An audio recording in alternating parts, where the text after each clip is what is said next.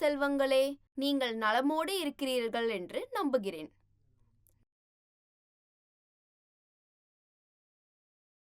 பிரிட்டிஷ்காரர்கள் பிரித்தாளும் கொள்கையை ஏற்று முஸ்லிம் லீக் போன்ற பிற அமைப்புகளை ஆதரிப்பதன் மூலம் காங்கிரசின் கோரிக்கைகளை எவ்வாறு புறக்கணித்தார்கள் என்பதை நம் கடைசி அமர்வில் கற்றுக்கொண்டோம். இந்த அமர்வில் 10ஆம் வகுப்பு சமூக அறிவியலிலிருந்து இந்தியாவில் தேசிய இயக்கங்கள், பிரிவினை மற்றும் சுதந்திரம் 1939 முதல் 1947 வரை என்ற தலைப்பிலிருந்து அந்த காலகட்டத்தின் பல அமைப்புகளை பற்றி தொடர்ந்து பார்ப்போம். கற்றுக்கொள்வீர்கள். நீங்கள் இதை பற்றி தெரிந்து கொள்வீர்கள்.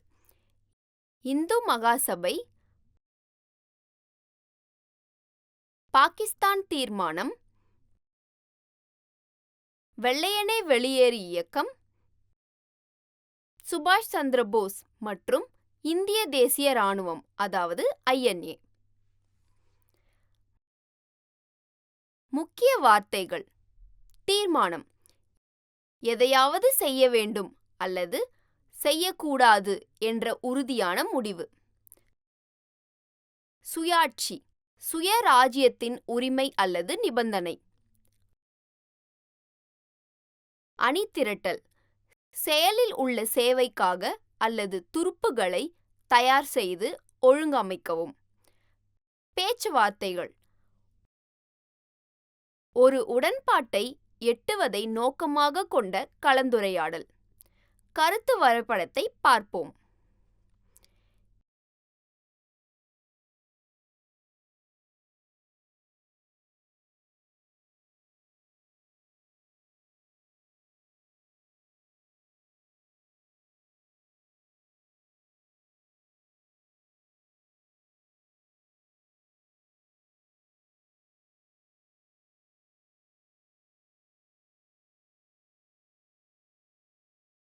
இந்து மகாசபா மற்றும் RSS. இந்து மகாசபா மற்றும் ராஷ்டிரிய ஸ்வயம் சேவக் சங்கம் அதாவது RSS என்ற தேசிய கலாச்சார அமைப்பானது நாடு முழுவதும் உள்ள இந்துக்களை அணிதிரட்டி வருகின்றன.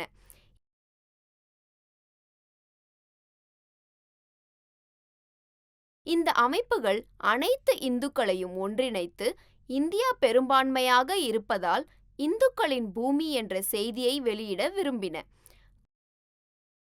காங்கிரசின் பல உறுப்பினர்களும் இந்த அமைப்புகளால் ஈர்க்கப்பட்டனர். அதன் உறுப்பினர்களிடையே மதசார்பற்ற புரிதலை ஏற்படுத்த காங்கிரஸ் முயற்சி செய்தது. இதை செய்ய அவர்கள் முஸ்லிம் மக்களுடன் இணைக்க முயன்றனர். பல்வேறு மத அமைப்புகளின் செய்தி மற்றும் செயல்பாடுகளால் உருவாக்கப்பட்ட தோற்றத்தை மாற்ற அவர்கள் விரும்பினர். இந்துக்களும் முஸ்லிம்களும் வெவ்வேறானவர்கள் அல்ல, இந்திய தேசத்தின் ஒரு பகுதி என்று காங்கிரஸ் வாதிட்டது. இருப்பினும் ஆங்கிலேயர்கள் இந்து மேலாதிக்கத்தை பற்றிய முஸ்லிம் லீகின் அச்சத்தை கவனித்தனர் மற்றும் முஸ்லிம்களை பாதுகாப்பாக உணர வழிகளை பரிந்துரைத்தனர். பாகிஸ்தான் தீர்மானம். முஸ்லிம்கள் பெரும்பான்மையாக உள்ள பகுதிகளுக்கு தனி ஆட்சி ஏற்பாடுகள் தேவை என்று பலர் கருதினர்.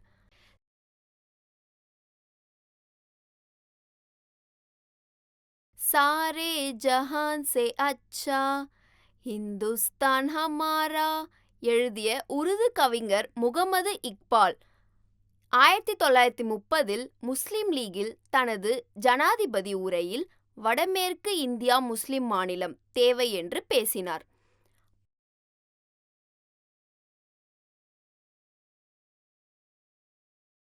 பாகிஸ்தான் அல்லது பாக்ஸ்தான் என்ற பெயர் இங்கிலாந்தின் கேம்பிரிட்ஜ் பல்கலைக்கழகத்தில் பஞ்சாபி முஸ்லிம் மாணவர் சௌத்ரி ரெஹ்மத் அலி என்பவரால் உருவாக்கப்பட்டது. முஸ்லிம்களுக்கென்று தனி தேசிய அமைப்பு வேண்டும் என்று அவர் விரும்பினார்.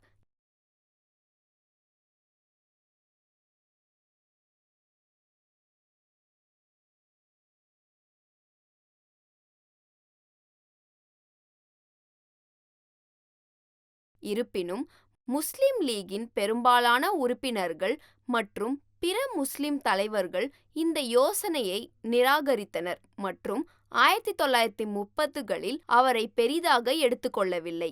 விரைவில் இந்தியாவின் அரசியல் சூழ்நிலை கடுமையான திருப்பத்தை எடுத்தது. இந்தியாவில் ஆங்கிலேயரின் கொள்கையான பிரித்தாளும் ஆட்சி அரசியல் மாற்றத்திற்கு வழிவகுத்தது.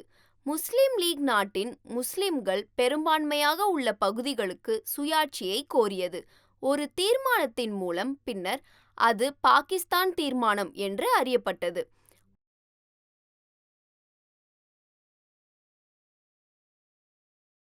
முஸ்லிம் லீக் எழுப்பிய பிரச்சனையை தீர்க்க காங்கிரஸ் மற்றும் முஸ்லிம் லீக் தலைவர்கள் ஆரம்பத்தில் வெவ்வேறு வழிகளில் பேச்சுவார்த்தை நடத்த முயன்றனர்.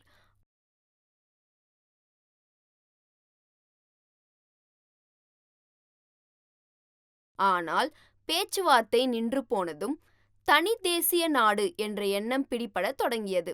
முஸ்லிம் லீக் தலைவர் முகமது அலி ஜின்னாவின் கோரிக்கைகளை நிறைவேற்ற காங்கிரஸ் தவறிவிட்டது.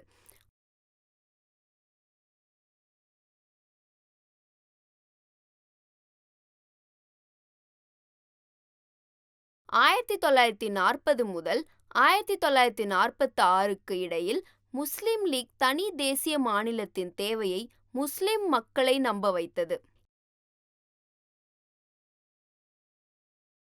இந்து ஜமீன்தார்களாலும் கந்துவட்டிக்காரர்களாலும் சுரண்டப்படாத ஒரு நாட்டை விவசாயிகள் கற்பனை செய்து பார்க்க முடியும். முஸ்லிம் வியாபாரிகள், தொழிலதிபர்கள் மற்றும் வேலை தேடுபவர்கள் இந்துக்களுடன் போட்டியிடாத இடத்தில் வாழலாம்.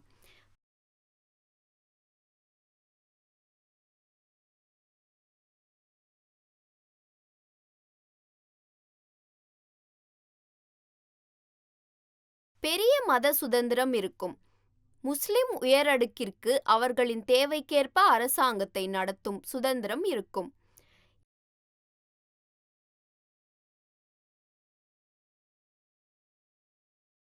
இந்த நேரத்தில் பல முக்கிய காங்கிரஸ் தலைவர்கள் சிறையில் அடைக்கப்பட்டதால் முஸ்லிம் லீக் அதிகம் புகழ் பெற்ற முடிந்தது. இது இறுதியாக அவர்களின் நோக்கம் நிறைவேற வழிவகுத்தது.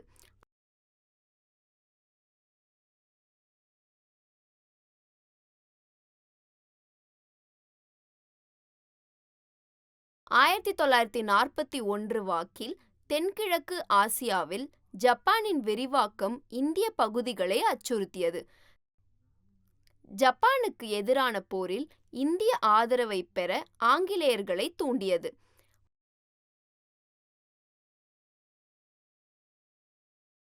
மார்ச் 1942இல் பிரதம மந்திரி சர்ச்சில் மகாத்மா காந்தி மற்றும் காங்கிரசுடன் பேச்சுவார்த்தை நடத்த சர் ஸ்டாஃபோர்ட் கிரிப்ஸ் இந்தியாவுக்கு அனுப்பினார். ஆனால் காங்கிரசின் இந்திய பாதுகாப்பு உறுப்பினருக்கான கோரிக்கை காரணமாக பேச்சுவார்த்தை தோல்வியடைந்தது.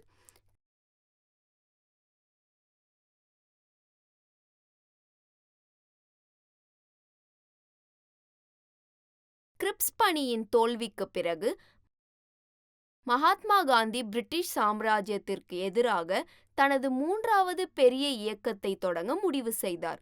அதுதான் வெள்ளையனே வெளியேறு இயக்கம். பிரச்சாரம் ஆகஸ்ட் 1942இல் தொடங்கியது. காந்திஜி சிறையில் அடைக்கப்பட்டார்.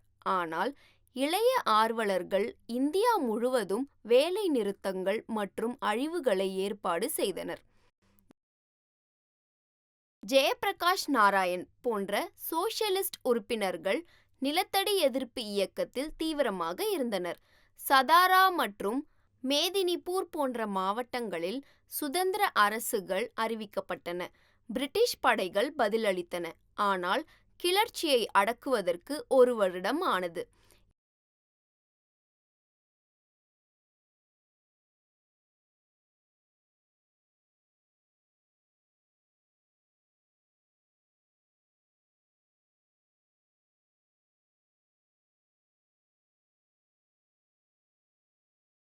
இதற்கிடையில் சோவியத் யூனியன் மீது நாஜிக்கள் நடத்திய தாக்குதலால் பிரிட்டிஷ் போர் முயற்சியை இந்திய கம்யூனிஸ்ட் கட்சி ஆதரித்தது. அதை மக்கள் போர் என்று அழைத்தது.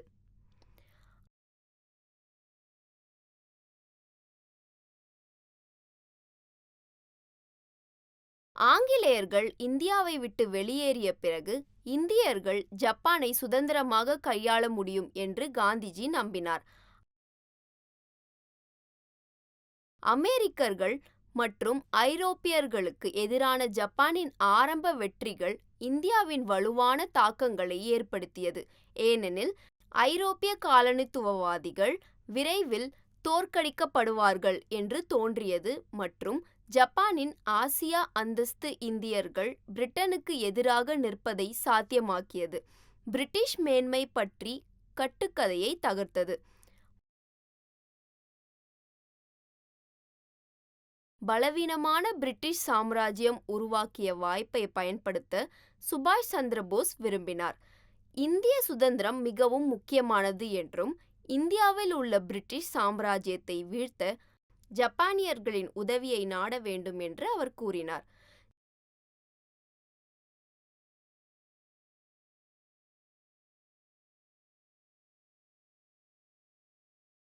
ஜெர்மனிக்கும் ஜப்பானுக்கும் ரகசியமாக சென்று 1942 இந்திய இராணுவ வீரர்களை கூட்டினார்.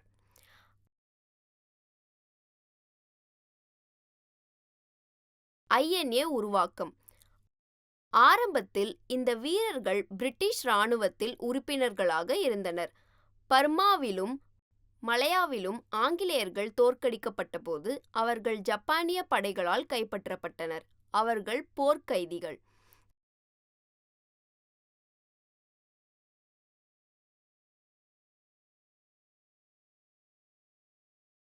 சுபாஷ் சந்திர போஸ் அவர்களை இந்திய தேசிய இராணுவம் அதாவது INA என்ற தனது இராணுவத்தில் சேர்த்தார். பின்னர் பல இந்தியர்களும் இராணுவத்தில் சேர்ந்தனர். இதில் ஆண்களும் பெண்களும் அடங்குவர்.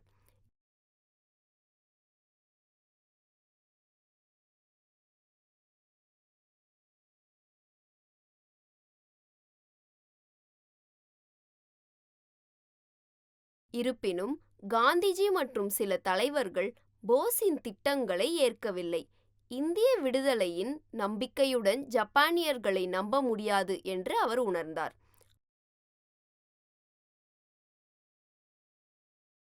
ஆனால் போஸ் தனது பாதையை தொடர்ந்தார் மற்றும் கிட்டத்தட்ட 3 ஆண்டுகள் பிரிட்டிஷ் படைகளுக்கு எதிராக ஜப்பானின் ஏகாதிபத்திய இராணுவத்துடன் இணைந்து INA வீரர்களை வழிநடத்தினர்.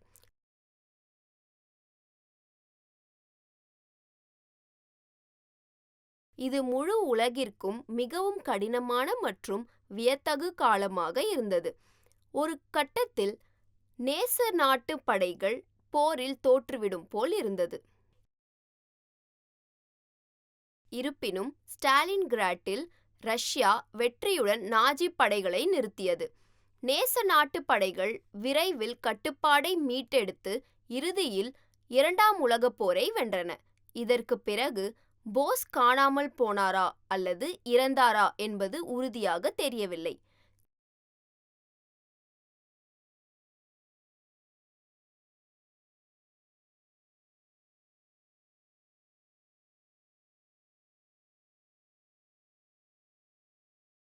ஜூன் 1944 போர் முடிவுக்கு வரவிருந்த போது ஆங்கிலேய அரசு காந்திஜியை சிறையிலிருந்து விடுவித்தது.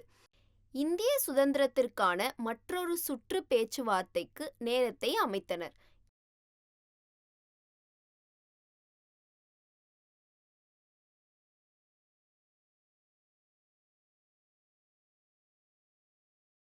எனவே இந்த காணொளியில் நீங்கள் பார்த்தீர்கள். இந்து மகாசபை, பாகிஸ்தான் தீர்மானம், வெள்ளையனே வெளியேறு இயக்கம், இந்திய தேசிய இராணுவம் அதாவது INA உருவாக்கம்.